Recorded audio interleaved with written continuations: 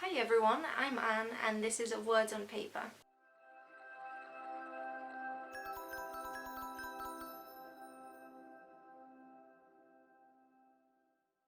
Welcome to another video. In this video, today I'm going to be going over the Rory Gilmore Book List and also telling you about my TBR for an upcoming readathon that's happening this Saturday, the 29th of August. And it's also inspired by this Rory Gilmore Book List, so it all works out really well together. So if you don't know what the Rory Gilmore Book List is, it's essentially a list of all the books that get mentioned in the TV show Gilmore Girls, which aired for about 5, 6, 7 years I think, in the early 2000s, and it follows 3 generations of Gilmore Girls. The grandmother, the mother and the daughter. And the daughter, Rory, she's a huge bookworm and is always reading. So over the series you see her read all sorts of books, and a lot of people have basically compiled all those books, and you have these lists on the internet which you can reference in case you feel like reading them all, like some of us are trying to do. Obviously it's a long-term goal, it's nothing I'm expecting to finish in the next year or 2 years, because in this list there are 339 books. So you can imagine, I have read some already, but the last time I checked I had read about 30, so you know, there's a long way to go still. And this is where this readathon comes in.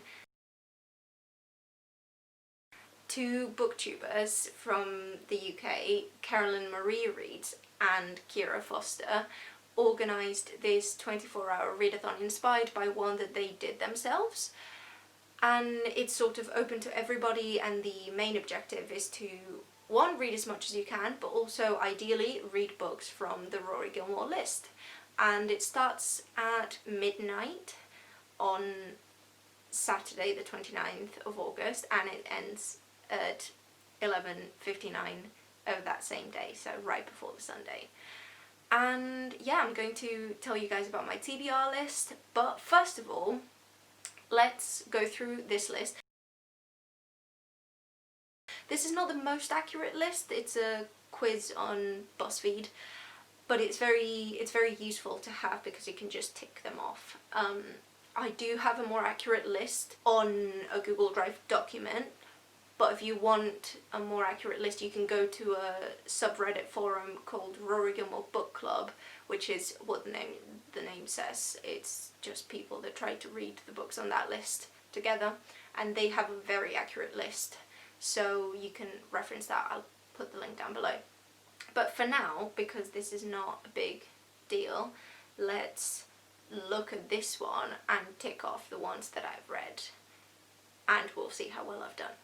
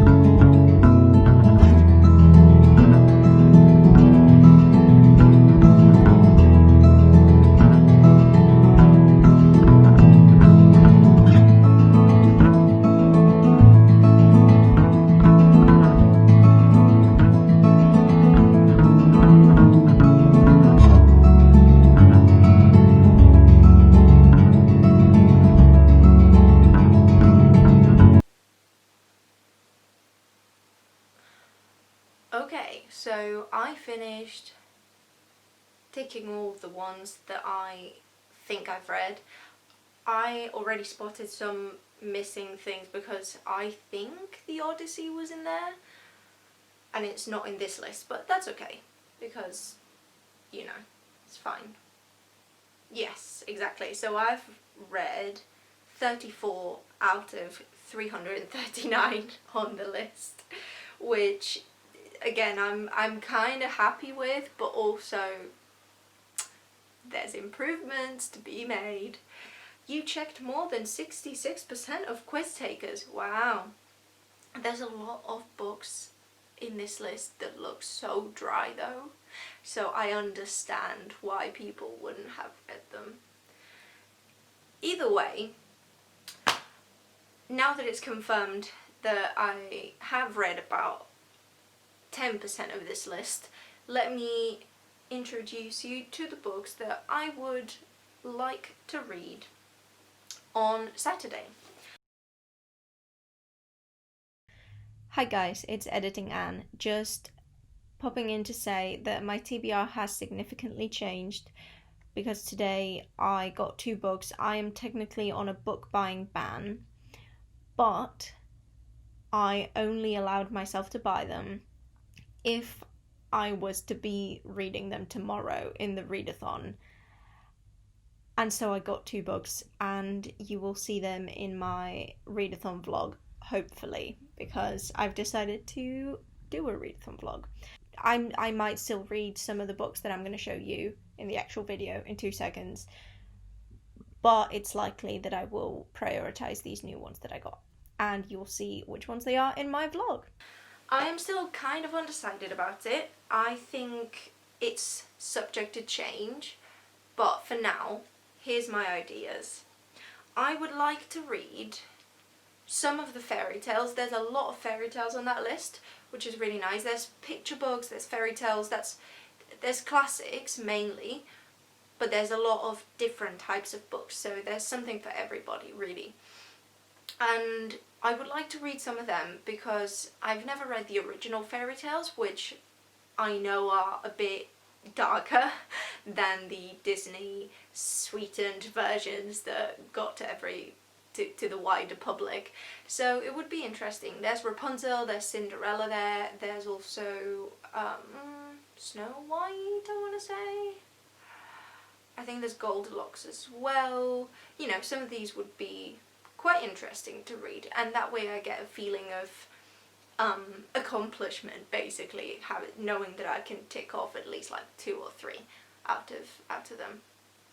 Then I would like to read a book that I've got on my Kindle, The Story of My Life by Helen Keller.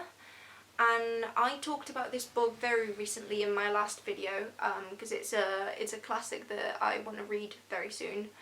And it's basically the story of this girl who was mute and deaf and deaf and blind, and potentially also mute, if I remember correctly.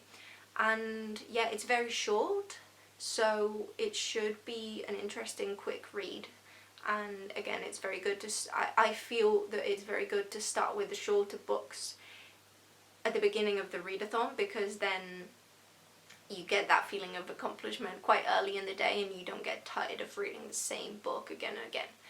So yeah, that'd be a good one. Then I would like to continue with The Count of Monte Cristo, which is a book that I've been reading with this Reddit book club where people read books from the Rory Gilmore list, and the one that we're reading at the moment is The Count of Monte Cristo. Again, I've talked about this before in my other video, but I'm really enjoying it so far. It's just that I'm really behind. I'm not going to try to finish the whole book, obviously, because it's about 1,400 pages long. So my aim for the readathon would be just to catch up with what I should have read, and I'll be happy with that because it's a lot every week to read, and the pace is quite fast, so it's not really like it's dense or hard to get through. It's just finding the time to read, so it would be good to continue with that one. And then I've got more options. I would like to read Agatha Christie's And Then There Were None. which I've been wanting to read for so long. It's just that I don't have a copy, but it shouldn't be very expensive on Kindle, so I might look into that and sort of treat myself. Maybe through the day it would be good to treat myself. If I finish 1 or 2 books, then I can get that one. I don't know. The other 3 that I have that I was planning on reading were Emma by Jane Austen, which again I talked about in my last video, and yeah, it's a crime I've not read this yet, because I bought it 2 years ago and it's just a nice edition. I think it's one of the Penguin editions where you can actually read the text clearly. Sometimes the font is kind of like reprinted and it looks terrible, but this one is really nice. And again, I don't think it's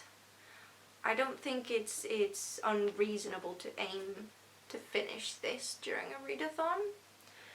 The next one is The God of Small Things, which again I've talked about, so I'm not going to say much, and also I'm not going to say much because I don't know much about it yet. I'm going in blind just because my friends like it and I trust my friends, so there we go.